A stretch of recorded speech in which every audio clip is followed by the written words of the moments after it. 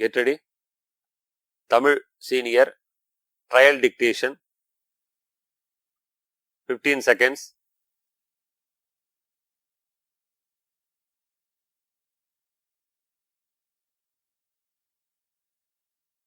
Five seconds.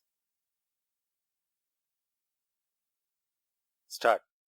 மாண்புமிகு பேரவைத் தலைவர் அவர்களே, வேளாண்மைக்கென்று அமைந்திருந்த துறையை வேளாண்மை உழவர் நலத்துறை என்று பெயர் மாற்றம் செய்து வேளாண் பெருமக்களையெல்லாம் பெருமிதம் கொள்ள வைத்த மாண்புமிகு முதலமைச்சர் அவர்களுக்கு தமிழகத்தின் முதல் வேளாண் நிதிநிலை அறிக்கையை பணிவுடன் அளித்து என் பணியை தொடர்கிறேன்.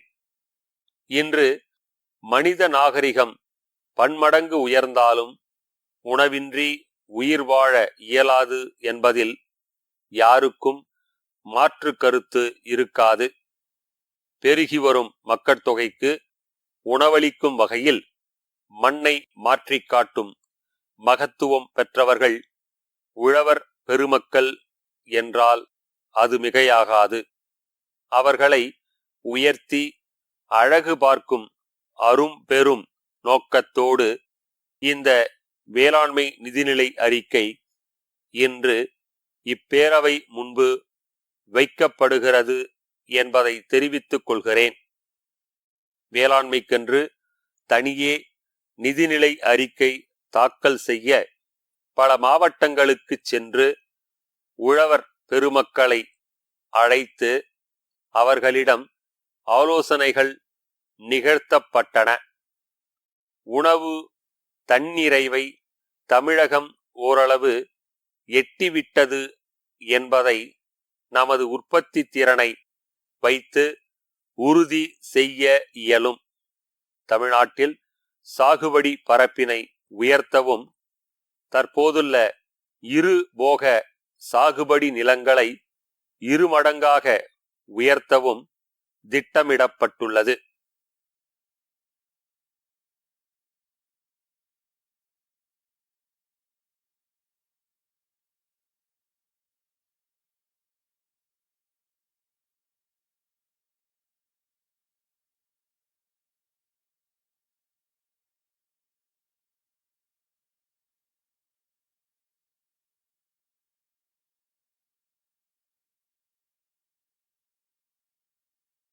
Get ready. Tamil senior main dictation.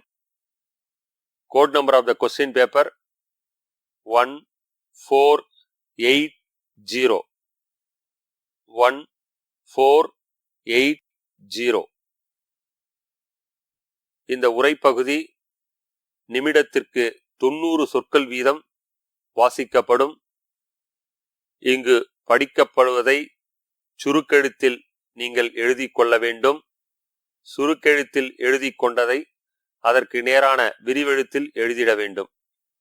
உங்களது சுருக்கெழுத்து திறனுக்காக 10 மதிப்பெண்கள் ஒதுக்கப்பட்டுள்ளன. உங்களது கையெழுத்து தெளிவாக இருக்க வேண்டும். வரிகளுக்கிடையே உரிய இடைவெளியும் இருக்க வேண்டும். Get ready. 20 seconds.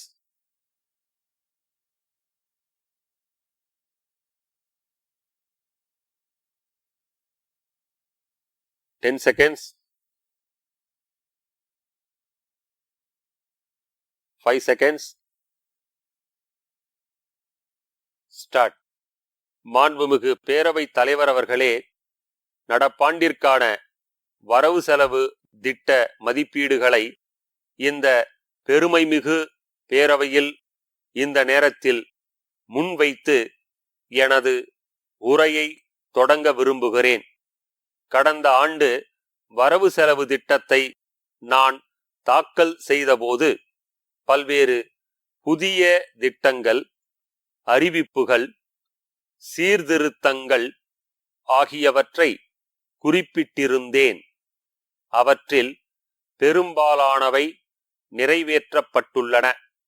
அந்த மன நிறைவுடன் நான் இந்த ஆண்டிற்கான வரவு செலவு திட்ட மதிப்பீடுகளை இந்த அவையின் முன் வைக்கிறேன்.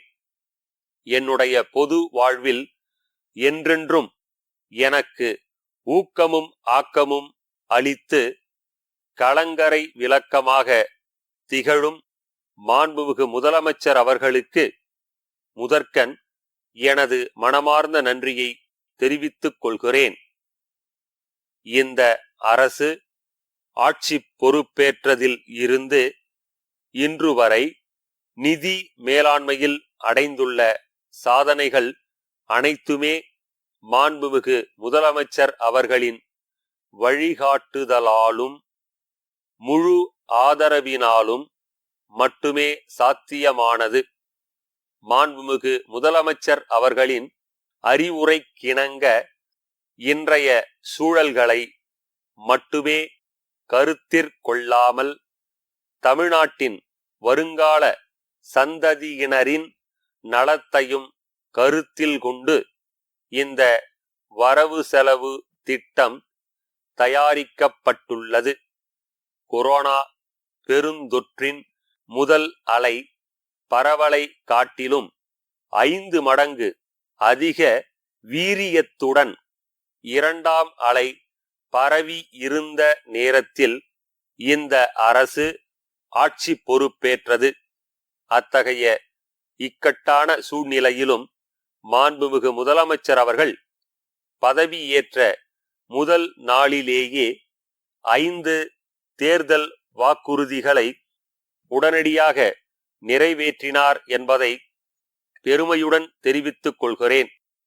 மீதமுள்ளவற்றை நிறைவேற்ற மாண்புமிகு முதலமைச்சர் அவர்கள் வகுத்த ஒரு தொலைநோக்கு திட்டத்தினை அடிப்படையாக கொண்டு இந்த அரசு வரலாறு காணாத வேகத்தில் தொடர்ந்து செயலாற்றி வருகிறது என்பதை இந்த நேரத்தில் மகிழ்ச்சியுடன் தெரிவித்துக் கொள்கிறேன்.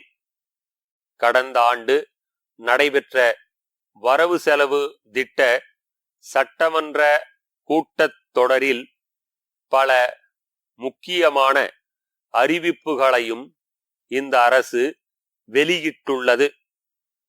இந்த அரசு பதவியேற்ற நாளில் இருந்து பல்வேறு இயற்கை பேரிடர்களை சந்திக்க நேர்ந்தது.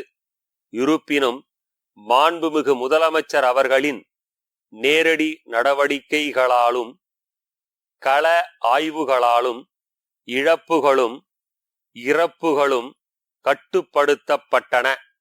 கொரோனா தொற்றின் 2ஆம் அலையின் போது ஏற்படுத்தப்பட்ட கூடுதல் மருத்துவ கட்டமைப்புகள் மற்றும் கற்றுக்கொண்ட அனுபவத்தின் பயனாலும் 3ஆவது அலை மிக மிக சிறப்பான முறையில் கட்டுப்படுத்தப்பட்டது என்பதை மாண்புமிகு சட்டமன்ற உறுப்பினர்கள் அனைவரும் அறிவீர்கள்.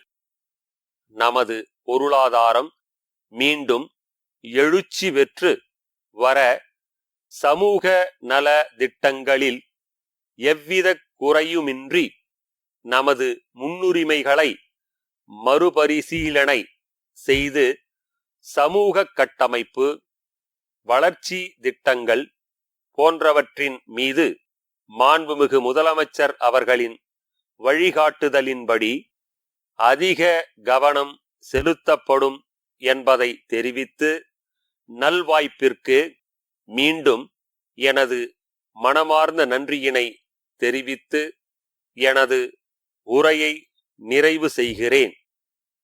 கோயம்புத்தூர் சத்யா கூட்டமைப்பின் மேலாளர், பொள்ளாச்சி திருவாளர்கள் மேனகா கூட்டமைப்பின் மேலாளருக்கு எழுதிய 23/5/2022 நாளிட்ட கடிதம்.